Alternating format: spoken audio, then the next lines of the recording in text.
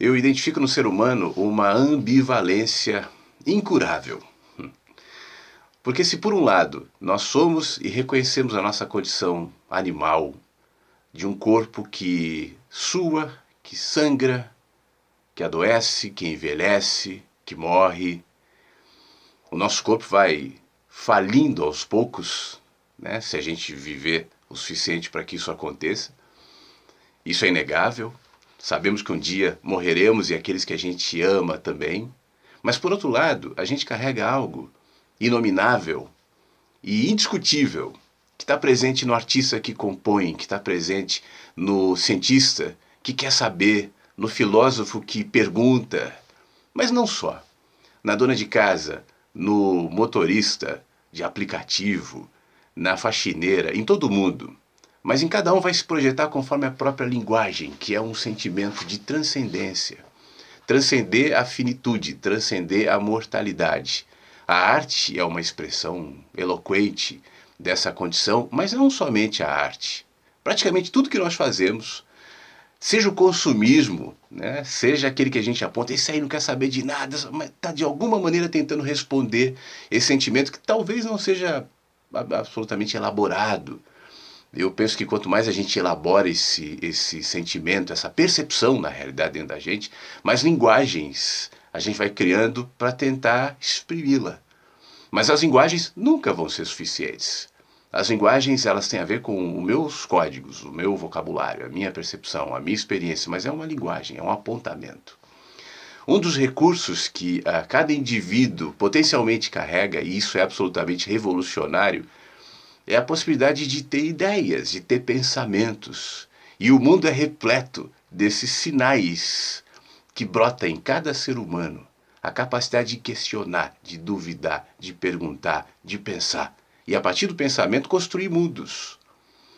Todos os mundos que nós conhecemos nesse mundo onde vivemos foram fruto de pensamento, de ideias, né?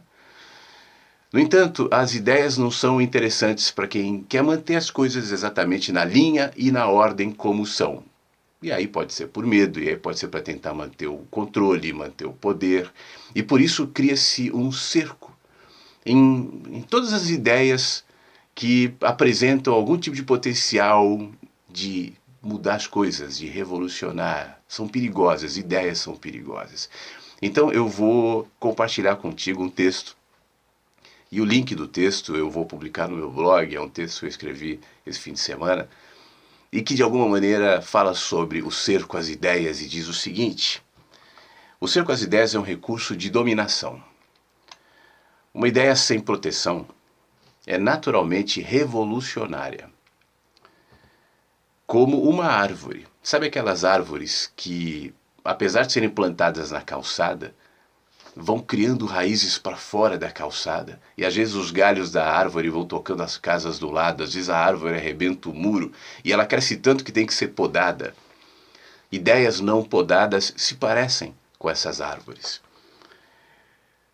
Saem do controle. E quando podadas essas ideias, ou pelo menos quando se tem a intenção de podá-las, se coloca no entorno delas cercas.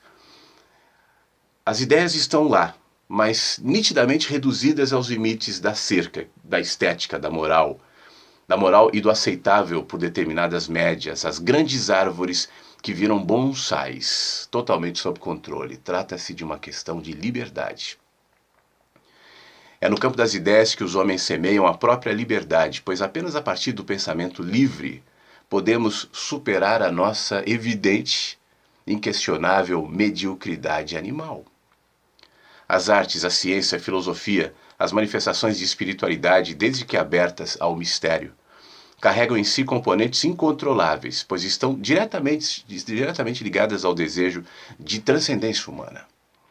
E esse desejo é o que nós carregamos de mais poderoso, e a partir dele, tudo o que criamos como sociedade, para o bem e para o mal, passou a existir. Sobre esse desejo eu não estou colocando nenhuma carga de virtude, de moral. É só uma pulsão, é só um movimento de dentro para fora que toda a humanidade carrega. E isso muitas vezes se coloca como atitudes negativas, como aquilo que a gente reconhece como mal. Eu, pessoalmente, acredito que bem e mal partem do mesmo ponto. Bem e mal, inclusive em mim, minhas virtudes e meus defeitos, são linguagens aparentemente opostas, mas que nascem da mesma raiz. Quando eu analiso as minhas virtudes, eu vejo que elas estão cheias de defeitos também. E quando eu analiso os meus defeitos, eu consigo identificar neles algumas virtudes. Galhos opostos, talvez, de uma mesma árvore. Mas nós temos medo da liberdade e a necessidade de controle. Tanto de controlar quanto de sermos controlados. Somos condicionados a isso. A liberdade gera pânico, né? Tentamos determinar o que é arte e sobre ela colocamos um preço. Domesticamos a ciência nos corredores da academia que nos formam. Nos saberes como posse de intelectuais e a própria filosofia, e hoje isso me parece inquestionável, se reduziu à discussão em cima do que outros pensaram. Essa é uma cerca em relação à filosofia que naturalmente tem um potencial selvagem e destruidor. Coloque todos para pensar, para questionar, para duvidar. Coloque uma cerca e ao invés disso a gente vai falar sobre o que pensou o fulano. Na época tal, como diz Cicrano, e eu não consigo falar nada sem citar fulano ciclano, seja para mostrar algum tipo de soberba intelectual, ou seja porque isso me serve de muleta e apoio, para que eu não caminhe sozinho no terreno das ideias. Filosofia, na minha opinião, é muito mais do que isso. Mas temos esse jeito, né? Na espiritualidade, por exemplo, nós temos um poderoso exemplo. Eu acho que esse é o grande exemplo. A ideia de Deus. A ideia de Deus sempre presente na humanidade, de várias formas, em várias linguagens, e eu acho que ela está conectada a esse sentimento de transcendência, né? Não é o Deus da religião. De qualquer maneira, isso foi circunscrito ao design judaico-cristão, que se ocidentalizou, e os seus derivados todos. Uma ideia potencialmente selvagem, domesticada, moralizada e sufocada por uma série de dogmas e crenças com direito à punição e benefício aos que creem ou deixam de crer. Circunscrito, uma ideia poderosa, agora numa cerquinha, um bonsai. A fé deixou de ser um estado de busca e passou a ser uma condição de medo.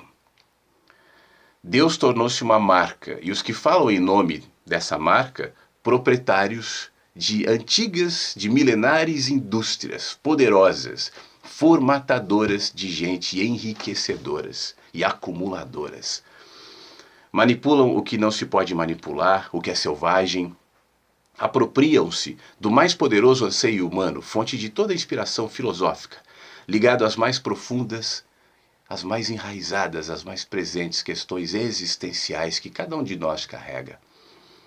Sem perceber, nós aceitamos elaborar para consumo e controle manifestações legítimas de anseio à liberdade, articuladas por questões práticas ligadas, por exemplo, isso também é um fator hoje em dia, racismo, minorias, são anseios verdadeiros, espontâneos, legítimos, mas circunscrito. A maneira, por exemplo, como grupos políticos acabam criando uma estética própria, uma linguagem própria, se apropriam dos temas, estabelece uma cerca por onde questões mais estruturantes não passam.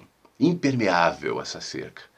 E novamente as árvores selvagens viraram bonsais, grupos de manipulação e de manobra. Reduzem clamores por liberdade a bordões e transformam a luta humana em poder para si mesmos. Perde-se a habilidade de pensar por si próprio. Isso a gente desacostumou. A gente precisa ter um guru, um líder, um guia, alguém para se apoiar. A gente perdeu essa capacidade.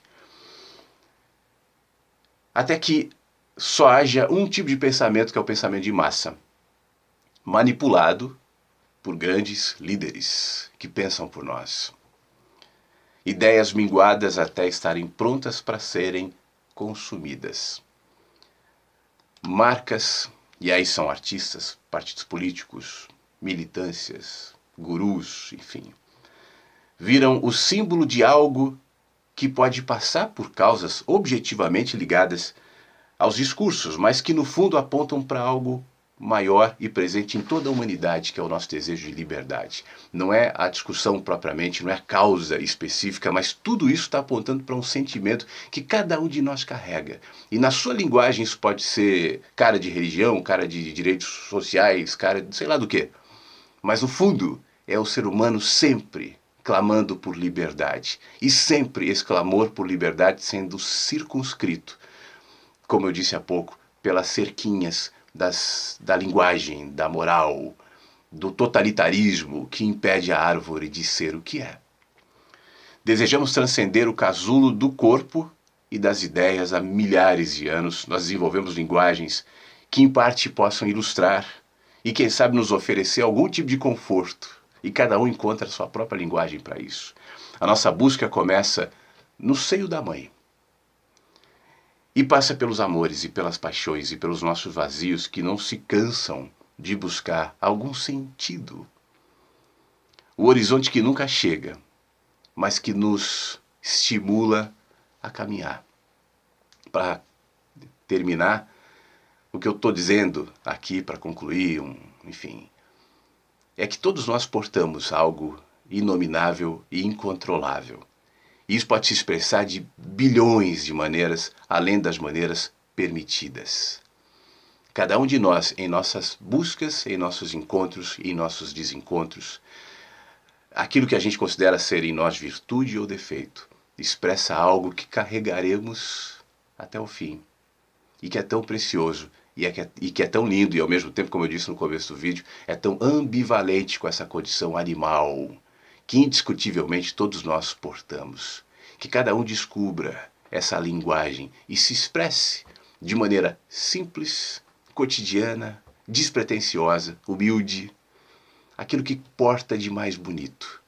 Cuidado com as cercas às ideias, cuidado com o apego às prisões e pensamentos. Não deixe que a sua árvore, você, árvore, vire um bonsai. Isso só tem valia aos que tentam te controlar. Fique bem.